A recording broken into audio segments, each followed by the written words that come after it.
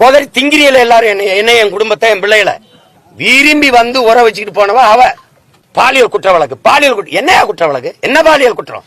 என் மயன் பெரியவனுக்கு நல்லா விவரம் தெரிஞ்சிருச்சு. இதெல்லாம் அவன் பார்த்தானா, அவன் நண்பர்கள் பார்த்தா என்ன ஆவாங்க? நீ விரும்பி தானே நீங்க உற வச்சுக்கிட்டீங்க. ஒரு பெண்ணை அப்படியே தூக்கிட்டு போய் நான் வன்முணர்வு செஞ்சு கதற அப்படி வன்முணர்வு செஞ்சு விட்ட மாதிரி நீங்க பண்ணிக்கிட்டு இருக்கீங்க. இது காதல்னு ஒண்ணு இருந்தா, காதலிச்ச ஒரு பெண் உலகத்துல யாராவது காதல்னு ஒண்ணு இருந்தா இப்படி முச்சந்தில நின்னு இப்படி கத்திட்டு யாராவது இருப்பாங்களா? இது காதலா கன்றாவியா? இதா பேசுகிறது. என்னுடைய மனைவி வந்து என்னைய விட ரொம்ப மன உறுதி கொண்டவர். அவர் வந்து அவங்க பிறக்கும் போதே ஒரு அமைச்சர் மகள். எங்க மாமா அவங்களுக்கு தெரியும். அவங்க இந்திய குடிமை பணிக்கு தேர்வு எழுதி அவங்க அதுக்கு பயிற்சி எடுத்துக்கிட்டு இருந்தவங்க. என்னைய விரும்பிட்டதுனால அதை விட்டுட்டு திருமணம் செஞ்சு வந்தாங்க. அதுக்கப்புறம் சட்டம் படிச்சு வழக்கறிஞரா இருக்காங்க. அவங்க வந்து என்ன சொல்றது, என்னையும் விட சிறப்பா பேசுற பேச்சாளர் எங்க மாமாவுடைய மகள். அதனால அவங்களுக்கு இதெல்லாம் சாதாரணம். அவங்க எப்பவுமே ரொம்ப துணிவா இருப்பாங்க. இதெல்லாம் வந்து எங்க வீட்டுல விவாதிக்கவும் மாட்டோம், பேசவும் மாட்டோம். எங்க பிள்ளைகள் எங்க குடும்பத்தில் இருக்க யாரும் இது விட்டு கேட்க மாட்டாங்க, பேசவும் மாட்டாங்க. அப்படி ஒரு என்ன சொல்றது, ஒப்பந்தமோ அப்படி ஒரு இதோ இல்ல. ஆங்கிலத்துல கமிட்மெண்ட் சொல்லுவாங்க, அப்படி ஒன்னே இல்ல. அது சரியே வரல. அதோட அது திருமணம்ங்கிற அந்த இடத்துக்கே வரல.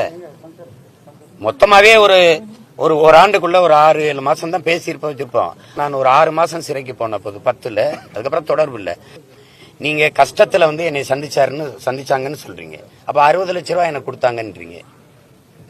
இதெல்லாம் எப்படி? அப்புறம் 50,000 என்கிட்ட வாங்கினாங்கன்றீங்க. கஷ்டத்துல இருக்கிறவங்க எனக்கு எப்படி 60 லட்சம் கொடுக்க முடியும்? 60 லட்சம் கொடுத்தேன்னா முதல் புகார்ல ஏன் அதை பதிவு செய்யல? நீங்க திருமணம் ஆச்சுங்கிறீங்க, முதல் புகார்ல திருமணம் ஆச்சுன்னு சொல்லியிருக்கணும். 7 முறை கருக்கலைச்சிருக்கோன்றீங்க, 7 முறை கருக்கலைச்சம்னு சொல்லியிருக்கணும். அப்ப 60 லட்சம் என்ற பணம் வாங்கினாங்கன்னு அதுலயே சொல்லியிருக்கணும். அப்புறம் 2வது குற்றச்சாட்டுல சொல்லியிருக்கணும். இல்ல 24 தேர்தலில் வரும்போது நீங்க உட்கார்ந்து வீரலட்சுமிக்கு பக்கத்துல உட்கார்ந்து பேசிதான் அதை பேசுறீங்க. இப்ப இந்த நாடகத்தின் திரைக்கதை ஆசிரியர்கள் யாருன்னு உங்களுக்கு தெரியும் நான் நினைக்கிறேன். ஒரு அரசியல் கட்சி தலைவரை, மக்களால் நேசிக்கப்படக்கூடிய இவ்வளவு பேர் மதிக்கக்கூடிய ஒரு தலைவரை நீங்க எல்லாம் இப்படி பேசலாமா, இப்படி நடத்தலாமா? அதனால நீங்க என்ன மதிச்சீங்க? என்ன பேசிட்டேன்னு சொல்லுங்க. நீங்க ஏதோ ஒரு பெண்ணை அப்படியே தூக்கிட்டு போய் நான் வன்முணர்வு செஞ்சு கதற அப்படி வன்முணர்வு செஞ்சு விட்ட மாதிரி நீங்க பண்ணிக்கிட்டு இருக்கீங்க. ஒரு நடிகை இவ்வளவு காலம் இருந்து அது வந்து தெருவா ஒவ்வொரு தடவையும் அசிங்கப்படுத்திருக்கும் போது நீங்க எல்லாம் அதை ரசிச்சுட்டு தானே இருந்தீங்க. ஒரு தடவை நீங்க கேள்வி கேட்கல என்னதான் உங்க பிரச்சனைன்ட்டு. திருமணம் ஆயிருச்சு, குழந்தைகள் ஆயிருச்சு, இவ்வளவு பெரிய மக்கள் முன்னாடி தினம் பேச்சுக்க ஒரு மகனை, ஒவ்வொரு மக்களுக்கு பிரச்சனைகளும் நிக்கிறவன நீ இப்படி தினம் கவலைப்படுத்திருக்கீங்க. யாரும் கேட்கல. நீ விரும்பி தானே நீங்க உற வச்சுக்கிட்டீங்க. அப்புறம் எங்க அதுக்கு என்ன பிரச்சனை? அதுல பிடிக்கல, பிரிஞ்சு போயிட்டீங்க. 15 வருஷம் ஆயிருச்சு. எனக்கு கல்யாணம் ஆகியே 14 வருஷம் ஆயிருச்சு. இதை யாரும் கேள்வி வைக்க மாட்டீங்க. உங்களுக்கு இதுல முகம் சுளிக்க வந்துருது. அந்த முகத்தை ஒரு தடவை காட்டுங்க, எப்படி இருக்குன்னு பாப்போம். அப்ப 15 வருஷமா என்னை பழி போட்டு அவமானப்படுத்துறீங்க. கோதரி திங்கிரியல எல்லாரும் என்ன என் குடும்பத்தை என் பிள்ளைகளை என் மயன் பெரியவனுக்கு நல்லா விவரம் தெரிஞ்சிருச்சு. இதெல்லாம் அவன் பார்த்தானா, அவன் நண்பர்கள் பார்த்தா என்ன ஆவாங்க?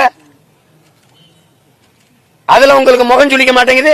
கேவலப்படுற அவமானப்படுறவன் சீமானவன் குடும்பம், அவன் பிள்ளைகள்னா என்னை சுத்தி நிக்கிறேன், இந்த என் மகன் நிக்கிறா. இவன் என்ன நினைப்பா என்னைய?